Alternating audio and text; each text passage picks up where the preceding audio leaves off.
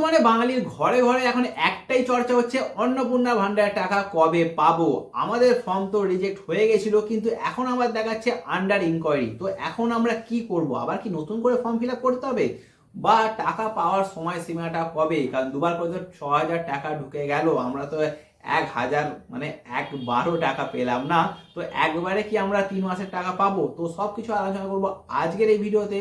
আর আপনার কেন রিজেক্ট করব তাও জানাবো। কিন্তু ভিডিওটা শুরু করার আগে আপনাদের কাছে একটা ছোট্ট রিকোয়েস্ট আছে। আমার এই চ্যানেলে আমি 2026 এন্ডের আগে 10,000 সাবস্ক্রাইবার টার্গেট নিয়েছি। তো এই 10,000 সাবস্ক্রাইবারটা কমপ্লিট করার জন্য আপনারা প্লিজ একটু সাপোর্ট করুন, বাঙালি নিজের ভাই হিসাবে সাপোর্ট করে দেবেন। তো দেখুন, অন্নপূর্ণা ভান্ডারের ফর্মটি সর্বপ্রথম রিজেক্ট হয়েছিল কেন? তো রিজেক্ট করে দেওয়ার একটাই কারণ হচ্ছে, প্রথমে যে কারণগুলি দেখিয়েছিল, আপনার হয়তো জিএসটি ফাইল করেছেন, আপনি জিএসটি দেন, বা আপনার ঘরে 4 চাকা আছে বলতে পারেন, তার জন্য করেনি, কোনোদিনও ক্যান্সেল করেনি। এবার আপনার বাচ্চারা যদি সরকারি স্কুলে না পড়ে, সরকারি টিকা না দেয়, বা বাড়ির কোনো সদস্য বা আপনি যদি সরকারি চাকরি করেন, তাহলে আপনারা এই অন্নপূর্ণা ভান্ডারের টাকা পাবেন না। কিন্তু এখন দেখা যাচ্ছে যাদের যাদের 3টের বেশি ঘর লিখেছিল বা 3টে ঘর লিখেছিল, তাদেরই ক্যান্সেল হয়েছে। কিন্তু দেখুন, বর্তমান যুগে 3টে বা 3টের অধিক বাড়ি হতেই পারে। যাদের বাড়িতে ধরুন 2টো বাচ্চা আছে, একটা বাচ্চা আছে, তারা 3টে বা 3টের বেশি ঘর করতেই পারে।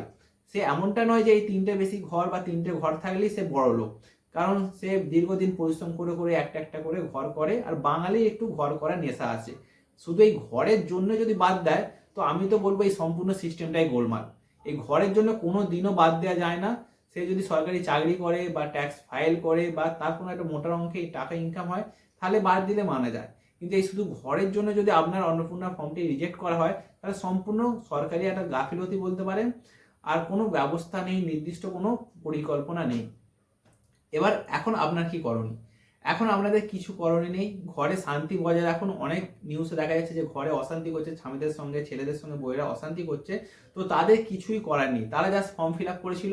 এবার দায়িত্ব হচ্ছে সরকারের। সরকার যখনই একটা কোনো নতুন আপডেট নিয়ে আসবে, আমি তার ওপর অবশ্যই ভিডিও বানাবো শুধুমাত্র আপনাদের জন্য। যখনই কিছু একটা অন্নপূর্ণা ভান্ডার নিয়ে একটা লেটেস্ট আপডেট আসবে, তখনই আমি একদম সরাসরি ভিডিও বানিয়ে আপনাদেরকে জানিয়ে দেবো।